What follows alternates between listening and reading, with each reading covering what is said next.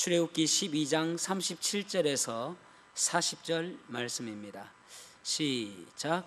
이스라엘 자손이 라암셋을 떠나서 숫곳에 이르니 유아 외에 보행하는 장정이 60만 가량이요 수많은 잡족과 양과 소와 심이 많은 가축이 그들과 함께 하였으며 그들이 애굽으로부터 가지고 나온 발교되지 못한 반죽으로 무교병을 구웠으니 이는 그들이 애굽에서 쫓겨남으로 지체할 수 없었음이며 아무 양식도 준비하지 못하였음이었더라. 이스라엘 자손이 애굽에 거주한 지 30년이라. 아멘. 착석하시겠습니다. 어떤 책을 보면은 책 제목을 이렇게 보지 않습니까? 그러면 참 책 제목을 잘 지었다라고 생각되어지는 책이 가끔 있습니다. 제가 보았던 책 가운데 생각대로 살지 않으면 사는 대로 생각하게 된다, 그런 책이 있습니다. 은지성이라는 분이 쓴 책인데, 생각대로 살지 않으면 사는 대로 생각하게 된다. 무슨 말입니까? 어떤 생각을 가지고 어떤 목표를 가지고 살지 않냐면은 그 삶에 이끌려서 지치면 지치는 대로, 힘들면 힘드는 대로 그렇게 살아간다는 그러한 이야기입니다. 오늘 본문의 말씀은 이제 이스라엘 백성들이 하나님께서 그들을 구출하시기 위해서 애굽에 10가지 재앙을 내리시고 나서 그들을 이제 출발시키는 그러한 출발점에 와 있습니다. 그러한 가운데서 이스라엘 백성들이 이제 하나님께로부터 구출받은 구원받은 그 사실을 상기하며 영적으로 추락하지 아니하고 부유함을 누리며 살기를 소망하는 마음으로 하나님께서 말씀하십니다. 동일하게 우리는 구원받았습니다. 그렇다면 구원받고 나서 우리는 어떻게 살고 있냐는 것이죠. 어떻게 하면 우리는 그 구원을 날마다 삶 속에서 누리며 살 수 있을까요? 오늘 본문의 말씀을 가지고 영적 부유함, 좀 더 길게 제목을 이야기하자면은 어떻게 하면 영적 부유함을 누리며 살 것인가, 어떻게 하면 영적 부유함을 누리며 살 것인가 라는 제목으로 말씀을 나누겠습니다. 첫 번째로는 섭리적 시각을 가질 때에 영적인 부유함을 누릴 수 있다, 그렇게 말씀하고 있죠. 섭리적 시각을 가질 때에 영적인 부유함을 누리며 살 수 있다. 오늘 본문의 말씀 40절에서 41절 말씀을 같이 한번 다시 읽어보겠습니다. 40절 41절 시작. 이스라엘 자손이 애굽에 거주한 지 430년이라 430년이 끝나는 그날에 여호와의 군대가 다 애굽 땅에서 나왔은즉. 아멘. 하나님께서는 창세기 15장 13절에 보면은 그들이 400년 동안 이방의 객이 될 것이고 또 그곳에서 괴롭힘을 당할 것이라고 말씀하셨습니다. 예언적 약속을 하신 것이죠. 그러니까 무슨 말입니까? 400년이 지나면은 너희들은 결국은 다시 약속의 땅으로 가게 될 것이다, 내가 아브라함에게 약속했던 그 땅으로 돌아오게 될 것이다 라는 그런 말씀을 해주시고 계시는 것입니다. 그렇다면 여러분, 이 400년의 기간이 그들에게 필요 없는 기간이었을까요? 왜 하필이면 400년 동안, 긴 기간 동안 그들은 애굽에서 이방의 객이 되어서 살아야만 했을까요? 하나님께서 그 400년 동안 아무 일도 하지 않으셨을까요? 그런데 우리가 성경을 통해서 보면은 그 전에 이제 요셉이 애굽의 총리가 되어지고 또 야곱의 자녀들과 함께 애굽으로 흉년이 되어서 내려가지 않습니까? 그래서 내려갈 때의 인구가 몇 명이냐면은 70명, 스데반은 75명이라고 이야기하고 있고, 그래서 70명 정도 되어집니다. 그런데 지금 400년이 지난 이 때에 그들은 몇 명이냐면은 60만 명, 남자 장정만 60만 명이라고 기록되어 있습니다. 그렇다면은 한 가족에 예를 들어서 5 인구만 된다 할지라도 거의 뭐 200만 명 정도는 되지 않을까 그렇게 추산을 합니다. 그러니까 엄청나게 많은 사람이 나오게 되어진 것이죠. 결국은 한 가족을 하나님께서는 한 민족으로 바꾸어 놓으신 것입니다. 한 가족밖에 되지 않았는데 하나님께서 그 민족으로 만들어 주신 놀라운 섭리가 있는 것이죠. 또한 그들은 나올 때에 그저 빈손으로 나오지 아니하고 12장 35절과 36절 말씀을 보십시오. 12장 35절과 36절 이스라엘 자손이 모세의 말대로 하여 애굽 사람에게 은, 금, 폐물과 의복을 구하여 나왔다. 그렇게 말씀하고 있습니다. 그러니까 그들은 빈손으로 나오지 아니하고 금, 은, 의복을 다 애굽 사람들에게 받아가지고 나오는 것을 보게 되어집니다. 여러분, 우리가 때로는 고난을 당하고 때로는 슬픔을 당하지만은 그 가운데 하나님께서 우리를 향하신 계획이 무엇이고 하나님의 목적이 무엇인지 깨닫는 것, 그것이 바로 섭리적 시각을 가지고 살아가는 것입니다. 당장 현상적인 것 바라보고 슬퍼하지 아니하고 좌절하지 않는 것이죠. 에서 보십시오. 에서는 현상적으로 단지 배가 고파서 그의 동생 야곱에게 장자권을 팥죽 한 그릇에 팔아버림으로 인해서 에서뿐만 아니라 그의 후손들까지도, 그의 후손이 에돔이거든요. 결국은 아주 비참한 인생이 되지 않습니까? 오바댜 보십시오. 에돔이 멸망하기를 어떻게 멸망하는지를 말씀하고 있지 않습니까? 오바댜는 에돔 멸망만 다룬 책입니다. 그러니까 이 팥죽 한 그릇의 그 결과는 참혹한 것이라고 볼 수가 있는 것이죠. 그러나 요셉을 보십시오. 요셉은 억울하게 노예로 팔려가고 또 누명을 써가지고 감옥에 갇히고 그런 세월을 겪었습니다. 그럼에도 불구하고 요셉의 입에서는 우리들을 구원하시기 위해서 당신들보다 나를 먼저 이곳에 보내셨습니다 라고 하는 하나님의 섭리적 시각을 가지고 그는 살았던 사람입니다. 다시 말해볼게요.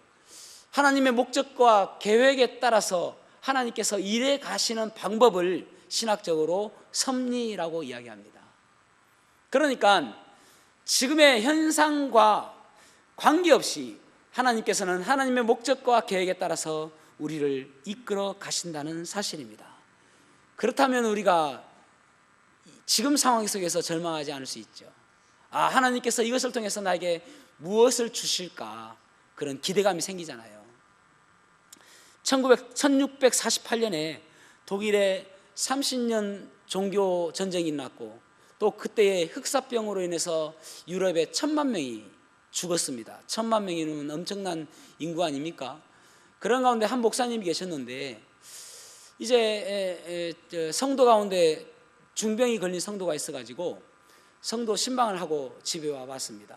집에 와보니까 교회는 불탔고 또 자기의 자녀들도 그 불탄 가운데서 형제 둘이가, 아들 둘이가 꼭 껴안고 불타서 죽은 거예요. 얼마나 안타깝습니까?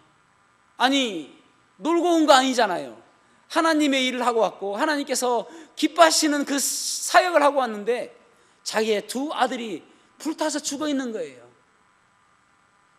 너무나도 암울한 그때에 이 목사님이 무릎을 꿇고 하나님께 기도합니다. 내 주여 뜻대로 행하시옵소서. 온 몸과 영혼을 다 주께 드리니 이 세상 고락간 주 인도하시고 날 주관하셔서 뜻대로 하소서. 이분이 벤자민 슈몰크 목사님인데 이 기도시에다가 후에 곡을 붙여서 만든 찬양이 찬송가 549장입니다. 여러분, 우리는 당장 눈앞에 있는 것 때문에 슬퍼하잖아요. 그러나 그 가운데서 주님의 뜻을 발견하실 수 있기를 바랍니다. 때로는 우리의 짐이 무거워서 그 짐 때문에 힘들어하지만은 그 짐 때문에 시냇물을 건너갈 때에 시냇물에 우리가 떠내려가지 않을 수 있는 힘이 생기는 거예요. 때로는 화물차가 오르막길을 올라갈 때에 트렁크 뒤에 짐칸에 짐을 실었기 때문에 헛바퀴질하지 않고 올라갈 수 있는 힘이 있는 것입니다. 우리는 그 짐 때문에 슬퍼하고 힘들어하지만은 결국은 그 짐 때문에 우리는 그 고난을 그 힘으로 넘어갈 수 있는 힘이 생긴다는 사실을 기억하시기를 바랍니다. 그래서 그 가운데서 하나님의 섭리가 어디에 있는지, 하나님의 뜻과 하나님의 계획이 어디에 있는지 발견하시는 복된 삶을 살아가는 저와 여러분이 되기를 주님의 이름으로 축복합니다. 두 번째로는 주님의 시각으로 우리들 자신을 바라볼 때에 영적 부유함을 누릴 수 있다는 것입니다.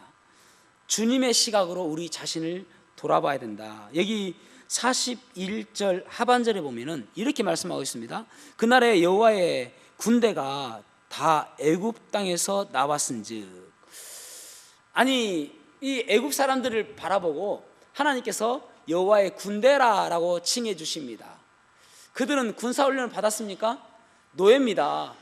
이런 노예떼들이 나왔다 그렇게 해도 무방할 터인데 하나님의 군대, 여호와의 군대라고 칭해주고 있는 것입니다. 그러니까요, 웃긴 게 13장 8절 보십시오. 그러므로 하나님이 홍해의 광야길로 돌려 백성을 인도하심에 이스라엘 자손이 애굽 땅에서 대열을 지어 나올 때에, 그렇게 말씀하고 있습니다. 그러니까 웃기잖아요, 그죠? 아니 노예들인데 하나님께서 너희들은 군대다, 아니 우리 군대네 해서 마치 군대인 것처럼 대열을 지어서 나오고 있다는 거예요. 중요한 것이 무엇입니까? 내가 나를 바라보는 시각보다 더 중요한 것은 하나님께서 나를 어떻게 바라보시는가. 여러분, 하나님께서는 항상 우리의 가능성을 바라보시고 칭해 주신다는 사실입니다. 다시 한번요, 하나님은 우리의 가능성을 보세요. 그래서 사사기 6장에 보면은 기드온이 그때의 미디안의 그 압제 가운데 있을 때에 그 밀타작을 하는데, 밀타작은 엄청난 그 넓은 뜰에서 해야 바람이 불 때에 쭉정이는 날아가지 않습니까? 그런데 그 항아리 같은 포도즙 틀에서 밀타작을 하고 있는 거예요. 그때 여호와의 사자가 기드온에게 나타나셨습니다. 그래서 기드온에게 칭해 주실 때에 이 쫌생아, 이 못난 놈, 그렇게 이야기하지 않으세요. 뭐라고 이야기하시는가? 큰 용사여, 마이티 워리어.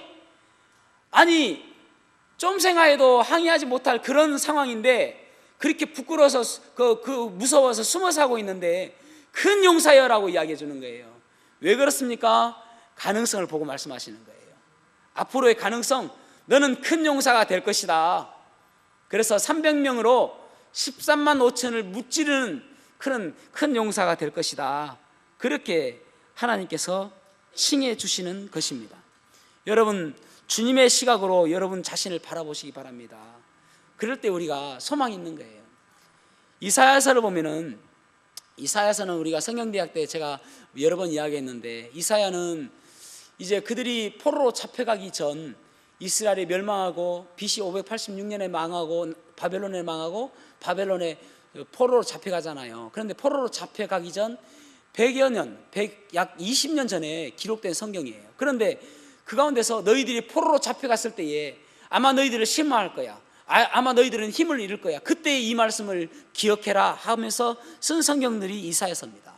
그러니까 이사야 43장 1절에 보면은 야곱아, 너를 창조하신 이 여호와께서 지금 말씀하시느니라. 이스라엘아, 너를 지으신 이가 말씀하시느니라. 너는 두려워하지 말라. 내가 너를 구속하였고 내가 너를 지명하여 불러나니 너는 내 것이라. 얼마나 감사한 이야기입니까? 아니 우리는 버려졌는가 보다, 우리는 망했다라고, 하나님은 어디 계신가라고 원망스러울 때에 하나님께서 너는 두려워하지 말아라. 내가 너를 구속하였고 내가 너를 지명하여 불렀나니 너는 내 것이기 때문이다. 여러분, 우리가 누구의 소유인가가 얼마나 중요합니까? 그런데 하나님께서 우리들을 영적으로 우리가 적용해 보면은 너는 내 것이다 라고 말씀하고 있는 거예요. 고린도전서 7장 23절에 보면은 이렇게 말씀하고 있습니다. 너희는 값으로 사신 것이니 사람들의 종이 되지 말라. 어떤 값으로요? 예수 그리스도의 보혈의 값으로, 피값으로 우리를 사셨으니까 우리는 여러분 어떤 것을 값을 주고 샀다라고 할 때에 얼마짜리냐 물어보잖아요. 그죠? 뭐 이것이 얼마냐? 이거 100만 원으로 바꿨다. 그럴 때 100만 원짜리 이것이 얼마짜리냐? 이거 10만 원 주고 바꿨다. 10만 원짜리 그러잖아요. 그런데 여기서 보면은 너희들은 예수 그리스도의 보혈의 값으로 우리를 사주셨다는 거예요. 그럼 우리는 얼마짜리입니까? 예수님짜리. 1000만 원짜리도 아니고 하나님의 아들이신 예수님짜리로 우리를 사주셨다는 거예요. 얼마나 대단한 것입니까? 그만큼 우리는 귀중한 존재라는 거예요. 그래서 베드로전서 2장 9절에 보면은 그러나 너희는 택하신 족속이요 왕같은 제사장들이요 거룩한 나라요 그의 소유된 백성이니 너희를 어두운 데서 불러내어 그의 기이한 빛에 들어가게 하신 이의 아름다운 덕을 선포하게 하려 하심이라. 흠정에게서는 어떻게 번역하고 있냐면은 그러나 너희는 선정된 세대요. 어떤 세대냐? 예수 그리스도의 세대다. 우리는 모두가 다 한 형제요 자매인 예수 그리스도의 피로 난 그런 세대다. one generation이란 말이에요. 한 세대다. 그러면서 왕가의 제사장이요. 우리는 왕가의 그런 귀한 제사장이다. 그렇게 지금 말씀하고 있는 것입니다. 얼마나 귀한 존재입니까? 에베소서 2장 10절에도 우리는 그의 만드신 바라 그리스도 예수 안에서 선한 일을 위하여 지으심을 받은 자니 그렇게 말씀하고 있습니다. 우리는 하나님께서 만드신 작품이다. 어떤 성경에서는 우리는 그의 작품이다 그렇게 번역했어요. 작품이라는 헬라어 단어가 포이에마라는 단어입니다. 포이에마에서 포음이라는 시라는 시 있잖아요. 시편의 시. 그 시가 나왔어요. 그러니까 하나님께서는 우리를 정말 아름다운 작품으로 만들어줬다는 거예요. 그렇다면 여러분 작품의 금기가 무엇입니까? 비교하지 않는 것. 저는 피카소 그림 볼 때마다 우습습니다. 저도 그릴 수 있을 것 같아요. 그 정도는 대충 그리면 안 됩니까? 그죠? 근데 그게 명작이에요. 누가 그렸기 때문에? 피카소가 그렸기 때문에. 그래서 작품은 비교할 수 없다는 거예요. 그래서 여러분 정말 중요한 것이 무엇이냐면은 비교하지 말아야 된다는 것입니다. 다른 사람과. 왜냐하면 비교하면은 결국은 좋지 않은 결과가 나오기 때문에 그렇습니다. 다른 사람과 비교해서 내가 좀 잘나 보이고 좋아 보이면은 그것이 교만이 되어집니다. 그러나 다른 사람과 비교해서 내가 더 못나 보이면은 그것이 열등감과 우울감이 생기는 것입니다. 그래서 결국은 다른 사람과 비교했을 때는 좋은 것은 없어요. 그래서 비교하지 말아라. 왜냐하면 그 사람은 그 사람대로 작품이고 이 사람은 이 사람대로 작품이고. 여러분 꽃 보십시오. 꽃 얼마나 아름답습니까? 그런데 저는 심지어는 할미꽃도 아름다워요. 그죠? 예? 이쁘잖아요. 튤립도 이뻐요. 그죠? 안개꽃도 이뻐요. 꽃은 다 이뻐요. 꽃이 안 이쁜 꽃이 있습니까? 그런데 꽃끼리 서로 비교하면서 너는 왜 이렇게 생겼어라고 못하잖아요. 다 꽃이니까. 그런데 우리는 하나님께서 만드신 작품이다 그렇게 말씀하고 있잖아요. 나폴레옹 컴플렉스라는 말이 있습니다. 나폴레옹 컴플렉스라는 말은 어떤 말이냐면은 키가 작아서 다른 사람들을 지배하고 싶어서 공격성을 나타내는 것, 그것이 나폴레옹 컴플렉스예요. 저는 키가 커가지고 그런 컴플렉스가 전혀 없습니다. 예. 왜 그렇습니까? 비교하니까. 그래서 나폴레옹이 여러 나라를 정복했다는 그런 이야기가 있습니다. 사랑하는 성도 여러분, 비교하지 마시기 바랍니다. 우리는 하나님께서 귀하게 만드신 작품이요, 하나님 예수 그리스도의 피값으로 사신 귀한 존재입니다. 그 동화에 이런 이야기가 있습니다. 다구리가 있는데 그곳에 이제 나무에서 독수리가 알을 깠는데 그 알이 어떻게 떼굴떼굴 굴러가지고 깨지지도 않고 닭장 바로 옆으로 온 거예요. 그러니까 닭이 내 알이 왜 저 밖에 있지? 해가지고 자기가 발로 해가지고 끌어와서 자기가 그 알을 품은 거예요. 그래가지고 부화가 되었습니다. 그래서 이제 닭은 자기 아기라고 생각하고 잘 키우는 거예요. 먹이도 주고.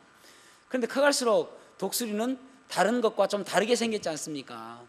그래서 이제 이한테 우리 말을 잘 가르쳐야 되겠다 싶어서 따라해봐라. 꽃기요 꽃기요 하는 거예요. 그럼 독수리는 독수리 하죠. 제2외국어를 하는 거예요. 그럼에도 불구하고 내 아들이다 내 새끼다 하고 잘 기르고 있습니다. 그럼 독수리의 마음에는 뭐냐면은, 야, 나는 왜 저것들과 다르게 생겼지, 좀 믿게 나를 미워하는 것 같기도 하고 그런 생각이 드는 것입니다. 그런데 창공에 탁 보니까 창공에 독수리가 큰 날개를 쫙 펴면서 진짜 멋있게 팍 날아가는 거예요. 독수리가, 야, 나도 저렇게 날아보았으면. 거기에서 끝이에요. 통화는. 그런데 여러분, 그 뒤에 조금 더 붙여보면 이렇다면 어떻게 되겠습니까? 농부가 왔어요. 보니까 점점 자란 거 보니까 이게 그 닭장 주인이 왔습니다. 점점 자라는 거 보니까 이 독수리인 거예요. 그래서 이 독수리를 데리고 와서, 야, 날라라 던졌어요. 그런데 안 날아가요. 이 웃기잖아요, 그죠? 그래서 이 독수리를 좀 높은 곳에서 떨어뜨려서 날게 해줘야 되겠다. 그래서 데리고 갑니다. 그러면 독수리의 마음은 뭐냐면은, 이 닭장 주인이 내가 다른 것들과 다르게 생겼다고 나를 미워하는구나, 나를 죽이려고 하는구나, 그런 생각을 갖고 있는 거예요. 그래서 막 손을 쪼읍니다. 놓아라 하면서 독수리 하면서 쪼으죠. 그런데 기분이 나빠가지고 발로 뻥 차가지고 낭떠러지로 떨어뜨려 버렸습니다. 자, 그렇다면 여러분 같으면 어떻게 하시겠냐는 거예요. 여러분 같으면 떨어져 죽겠습니까? 나는 닭이다, 나는 닭이니까 못 날라 하고 죽겠습니까? 아니면 나는 독수리야 하고 날아가겠습니까? 죽기 싫잖아요. 그런데 하나님께서 우리는 독수리 같은 그런 존재다, 그런 귀한 존재다, 그렇게 말씀하고 있는 거예요. 그래서 성경에서 독수리에 대한 이야기도 많이 하지 않습니까? 사랑하는 성도 여러분, 여러분들은 귀한 존재입니다. 그래서 하나님의 시각으로 여러분의 가능성을 바라보고 하나님께서 함께 하실 때 내가 어떻게 변화될지 기대하는 마음으로 살아가시길 바랍니다. 청소년 여러분 끝이 아니에요. 지금은 좀 못나 보이고, 지금은 좀 잘 안 되는 것처럼 보이고, 다른 사람과 비교했을 때에 조금 잘 안 되는 것처럼 보여지지만, 하나님께서 함께 하시면은 능치 못하실 일이 없다고 말씀하셨지 않습니까? 무에서 유를 창조하신 그 창조자 하나님께서 함께 하시면은 놀랍게 쓰임 받을 줄로 믿습니다. 그래서 하나님의 시각으로 여러분 자신을 바라봄으로 인해서 그 귀한 존재임을 기억하시기를 바랍니다. 마지막 세 번째로는 십자가의 복음으로 살아갈 때 우리가 영적인 부요함을 누릴 수 있다는 것입니다. 자, 42절 말씀을 같이 읽어보겠습니다. 42절 시작. 이 밤은 그들을 애굽 땅에서 인도하여 내심으로 말미암아 여호와 앞에 지킬 것이니 이는 여호와의 밤이라. 이스라엘 자손이 다 대대로 지킬 것이니라. 아멘. 여기 보면은 그들이 대대로 지킬 것을 말씀하고 있는데, 이것은 무엇이냐면은 그들이 이제 마지막 재앙이었던 유월절입니다. 유월절, 어린 양이 그들의 대신해서 죽었던 그 유월절을 대대로 지켜라, 기억해라, 이런 말입니다. 그러면서 유월절에 대한 것을 말씀하시는데, 자, 46절 말씀도 읽어보겠습니다. 46절 시작. 또 집 밖으로 내지 말고 뼈도 꺾지 말지며. 아멘. 특이한 것을 주문하십니다. 무슨 말이냐면은 뼈는 꺾지 말고, 그리고 그 피가 발린 그곳에서 나오지 말고 그 안에서만 먹어라, 피 안에서만 먹어라, 그렇게 지금 주문하고 있는 것입니다. 이 말은 무엇을 의미할까요? 여러분, 그 피는 그들은 고기가 필요해서 양을 잡은 것이 아닙니다. 그죠? 그들이 살기 위해서는 그 어린 양의 피가 필요했습니다. 그래서 어린 양을 잡음으로 인해서 그 피를, 이제 우리가 한글 개혁판에서는 바르고라고 되어 있는데, 영어 성경이나 또 다른 데 보면은 뿌리고라는 말이 더 맞습니다. 그래서 사실은 번역을 뿌리고라고 번역해야 더 맞는 말이죠. 영어로는 스트라이크, 던지다, 뿌리다, 그렇게 번역되어 있습니다. 그러니까 우슬초에 어린 양의 피를 적셔가지고 문지방과 문설주와 또 문인방에 뿌리죠. 그래서 흠뻑 적십니다. 마치 바른 것처럼. 그 안에서만 먹으라는 거예요. 피가 필요했는데, 그런데 그 안에서 먹는 것은 자기들의 생명을 연장시키기 위해서 그 고기가 필요한 것이죠. 그렇지만은 이 피가 필요한 것은 무엇이냐면 우리가 신약적으로 생각할 때에 예수님께서 나는 생명의 떡이다 라고 말씀하셨습니다. 우리가 주님을 먹고 우리가 영적으로 살아가는 모습이 있는 것이죠. 그런데 중요한 것이 무엇이냐면 그 피라는 거예요. 피 안에서만 먹어라. 피 밖에서 먹지 말고. 그러니까 우리가 말씀을 볼 때에, 말씀을 들을 때에, 말씀이 선포되는 곳에 항상 그리스도의 피를 생각해라. 십자가의 보혈을 생각해라. 너희를 위해서 십자가에 달려 돌아가신 그 예수님의 사랑을 생각하고 날마다 살아라. 그런 말이에요. 그래서 여러분, 우리가 교회에서 교제할 때라든지 또 간증을 할 때라든지 그럴 때 반드시 필요한 것이 무엇이냐면 그리스도의 보혈의 은혜입니다. 왜냐하면 그 보혈에 우리의 죄사함이 있고 그 보혈에 용서가 있고 그 보혈에 그리스도의 사랑이 담겨져 있기 때문에 그렇습니다. 물론 여러분, 우리가 병 낫는 것도 중요하고요, 또 물론 기도응답도 중요하고요, 또 우리가 어떤 잘 되는 것도 중요하지요. 그러나 그보다도 더 중요한 것은 무엇이냐면 피 안에서가 중요한 거예요. 저에게 어떤 분들이 물어봐요. 설교를 어떻게 하는 것이 가장 바람직한 설교입니까? 라고 물어보시는 분들이 있어요. 그럼 저는 그렇게 이야기합니다. 첫 번째로는 대중적이어야 된다. 설교는 대중에게 하는 것이니까. 여러분들 대중이잖아요. 그래서 대중적이라는 말은 무슨 말이냐면은 위트와 또 교훈이 있고 감동이 있어야 된다. 그렇죠? 재미가 있어야 되잖아요. 좀 재미없으면 다 졸잖아요. 두 번째로는 뭐냐면은 교리적이어야 된다. 교리적이라는 말은 성경적이고 신학적이어야 된다. 그러니까 성경적이지 않으면 안 되잖아요. 그런데 이 두 가지는 잘하는 데가 너무나도 많습니다. 재밌게 설교하고 재밌게 하고 또 성경도 들어가 있고요. 근데 정말 중요한 것이 세 번째예요. 복음적이어야 된다. 복음이 빠지면 안 돼요, 설교에서. 왜냐하면은 우리가 그 복음으로 구원받았으니까. 무엇을 자랑합니까? 바울은 그리스도의 십자가 외에는 자랑할 것이 없다고 이야기했는데, 그래서 어떤 분들이 저한테 그렇게 이야기하시는 분들이 계세요. 아니 목사님, 오늘날 우리가 정치적으로 참 문제가 많다고 많이 생각하지 않습니까? 그래서 강단에서 좀 목사님의 그 방향을 좀 제시해 주시고 성도가 가야 될 길을 좀 제시해 주시고 정치를 좀 이야기해서 하면 좋겠습니다라고 하시는 분들이 계세요. 저는 여러분들 모두가 다 정치적인 색깔이 있는데 그 색깔에 대해서 저는 존중합니다. 또 저도 물론 정치적인 색깔이 있어요. 또 하나님께서 기뻐하시는 정치적인 색깔이 무엇인지도 저는 잘 알고 있습니다. 그런데 그래서 여러분들이 막 그것을 위해서 기도하시고 또 때로는 어떤 분들은 눈물로 기도하시고 금식하시고 너무나도 감사하고 너무나도 귀한 일이에요. 그런데 이 강대상만큼은, 이 강단에서만큼은 정치가 이야기돼서는 안 돼요. 이 강대상만큼은 오직 십자가만을 자랑하고 오직 복음만을 이야기하고 오직 성경 말씀을 이야기해야 되죠. 다른 것이 이야기돼서는 안 돼요. 그래서 제가 정치 이야기하지 않는 것입니다. 저도 물론 나라를 위해서 기도합니다. 이 나라가 참 하나님께서 기뻐하신 나라가 될 텐데, 이 나라가 바른 길로 가야 될 텐데. 오늘날 많은 목사님들이 나와서 거리로 나오고 있습니다. 그래서 이 나라를 위해서 기도하고 계십니다. 참 저는 그분들 귀하게 생각합니다. 잘하시고 있다고 생각해요. 그런데 그분들과 우리는 그 종파가 달라요. 예를 들어서 그분들은 프로테스탄트 개혁자들이거든요. 예를 들어서 켈빈이나 루터나 그런 분들은 다, 켈빈도 신정 정치를 추구했습니다. 그래서 정치를 했어요.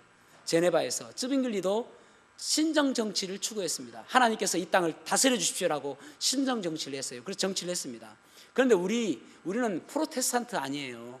우리는 예수님께서 원하시는 방법. 그래서 이 성경에 보면은 예수님께서 어떻게 하셨는지, 예수님께서 정치하지 않으셨고, 예수님께서 가이사의 것은 가이사에게, 하나님의 것은 하나님에게서 드리라 라고 하셨던 것처럼 정치와 종교는 분리되는 것이 맞다고 하는 것이 저의 신념입니다. 그래서 저는 하지 않아요. 저도 정치 색깔이 있다니까요.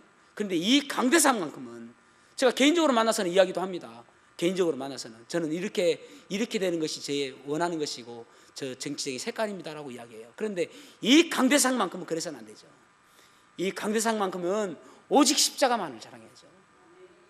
어떤 분들은 십자가는 너무 좀 뭐랄까요, 지루하고 좀 따분한 이야기 아닙니까? 맨날 피 이야기합니까? 아니요, 피만큼 중요한 것이 없잖아요. 왜냐하면 예수 그리스도의 피만이 우리의 죄를 용서해 주시고 우리를 사랑하여 주신 것을 나타내신 것이니까요. 사랑하는 성도 여러분, 우리가 살아가면서 그 그리스도의 십자가의 은혜, 그것 빼면은 아무것도 아닌 거예요. 그래서 그리스도의 십자가만을 자랑하는 그러한 삶이 되시기를 축복합니다.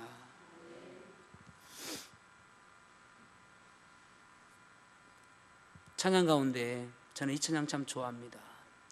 머리에 가시면류관 어찌해 쓰셨는가, 채찍에 피 흘리심은 누구를 위함인가. 희롱과 멸시천대 어찌해 받았는가. 고난과 죽음의 길을 어찌해 가셨는가. 예수, 오 예수, 나의 죄를 대속하신 주, 마지막 피 한 방울 날 위해 흘리셨네. 예수님께서 십자가에 달리시면서 머리에 가시관을 쓰신 것은 내가 생각 속으로 죄를 지었던 것을 용서하여 주시기 위해서 머리에 가시관을 쓰시고, 내가 가지 말아야 할 곳에 내 발로 갔기 때문에 발에 못을 박히시고, 내가 하지 말아야 될 그 손에 용서하여 주시기 위해서 손에 못 박히시고, 이 몸뚱아리로 하지 말아야 될 일을 때로는 죄를 짓고 살았기 때문에 주님께서는 채찍 맞으시고 창에 찔리시고 그런 고난을 당하신 것입니다. 주님의 십자가만이 우리의 죄를 용서하여 주시는 것입니다.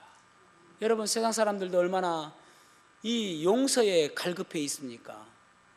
참 그렇지 않은 것 같아도 죽을 때에 인상을 쓰고 죽는 그 이유는 그 죄가 해결되지 못했기 때문에, 죽어서 어디로 갈지 모르는 그 두려움 때문에 인상을 쓰며 죽는 거잖아요.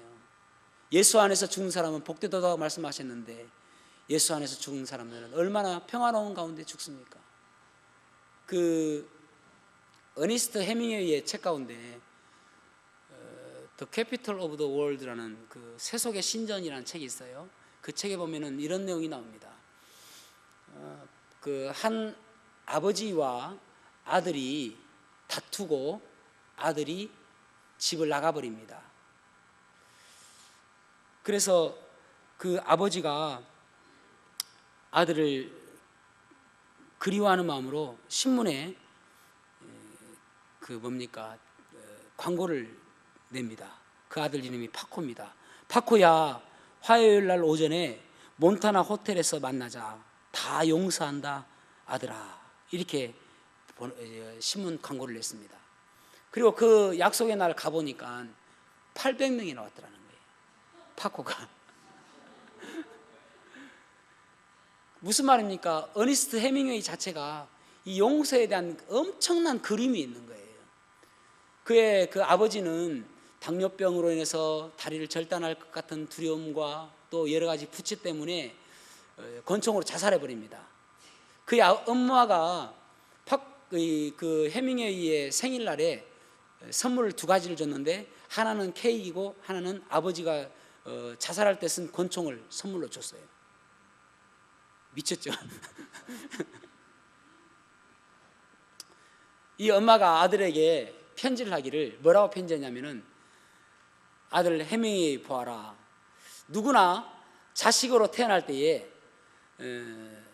마르지 않는, 아무리 써도 마르지 않는 통장을 가지고 태어난단다.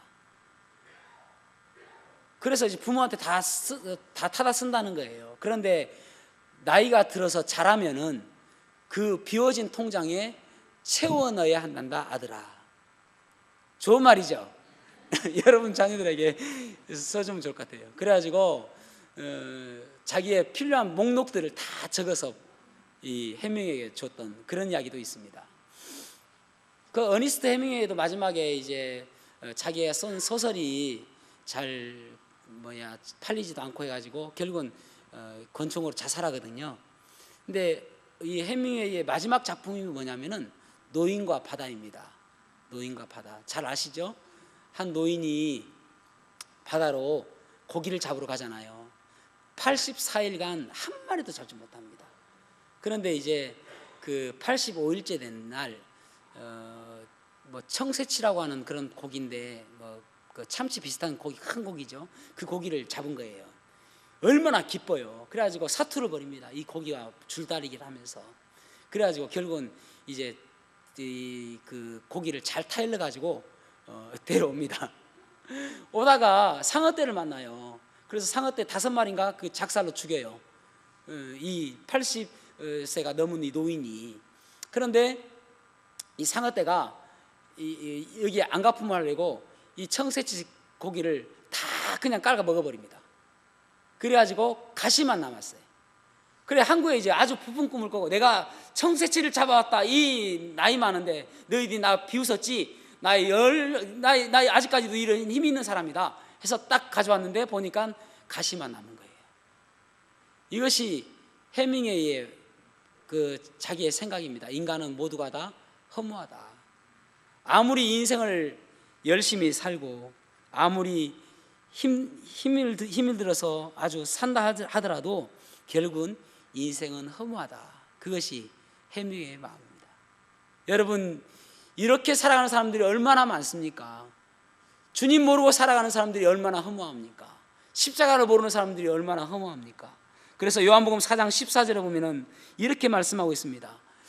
사마리아 여인을 우물가에서 만나요. 지금 살고 있는 이 남편도 자기의 남편이 아닌 만족감을 가지고 못했던 이 여인을 만났는데 주님께서 그에게 말씀하시기를, 내가 주는 물을 마시는 자는 영원히 목마르지 아니하리니 내가 주는 물은 그 속에서 영생하도록 솟아나는 샘물이 되리라. 내가 주는 이 물을 마시면 너는 목마르지 아니할 것이다. 만족감을 누리지 못하는 이 영생의 물이 누구입니까? 예수 그리스도죠. 그래서 요한복음 7장 37절에서 38절에도 보면은 누구든지 목마르거든, 혹시 여러분 목마르십니까? 그럼 이 말씀을 기억하시기 바랍니다. 누구든지 목마르거든 내게로 와서 마셔라. 나를 믿는 자는 성경의 이름과 같이 그 배에서 생수의 강이 흘러나오리라. 이 배가 무슨 배냐? 이 배예요. 여러분의 똥배. 그러니까 무슨 말이냐면은 예수 그리스도를 만나게 되어지면은 우리 몸 깊숙한 곳에서 생수가 흘러나와서 목마르지 않는다는 것입니다. 이 배 속 깊숙한 곳에서 날마다 생수가 나와서 만족감을 누릴 수 있다, 그런 말입니다. 여러분, 그래서 십자가로 달려가셔야 돼요. 어렵고 힘들 때마다 십자가 바라봐야 됩니다. 그 주님의 사랑 깨닫게 되지면은 일어설 수 있는 힘이 생기거든요. 슬픈 가운데 있을 때 십자가로 달려가셔야 된다니까요. 그러면은 그 십자가를 통해서 기쁨을 찾을 수 있는 것입니다. 지쳐 있을 때 십자가로 달려가셔야 됩니다. 그러면은 그 가운데서도 힘주시는 주님을 만날 수 있게 되는 것입니다. 그래서 로마서 8장 35절에서 39절에 보면은 누가 우리를 그리스도의 사랑에서 끊으리요? 환난이나 공고나 박해나 기근이나 적신이나 위험이나 칼이랴. 그러나 이 모든 일에 우리를 사랑하시는 이로 말미암아 우리가 넉넉히 이기느니라. 내가 확신하노니 사망이나 생명이나 천사들이나 권세자들이나 현재이나 장래이나 능력이나 높음이나 깊음이나 다른 어떤 피조물이라도 우리를 우리 주 그리스도 예수 안에 있는 하나님의 사랑에서 끊을 수 없으리라. 주님 만나면은 그 사랑을 깨닫게 되잖아요. 그래서 맥킨이라는 분이 이런 시를 썼어요. 거친 세상에서 실패하거든 그 손 못자국 만져라. 고된 일 하다가 힘을 얻으리. 그 손 못자국 만져라. 내가 어둠 속을 걸어갈 때에 그 손 못자국 만져라. 주가 참 평안을 내게 주시리. 그 손 못자국 만져라. 사랑하는 성도 여러분, 지금 힘들고 어렵습니까? 십자가로 달려가세요. 그래서 그 십자가의 복음을 다시 한번 깨닫고 힘을 얻는 저와 여러분이 되기를 주님의 이름으로 축복합니다. 다 같이 기도하시겠습니다.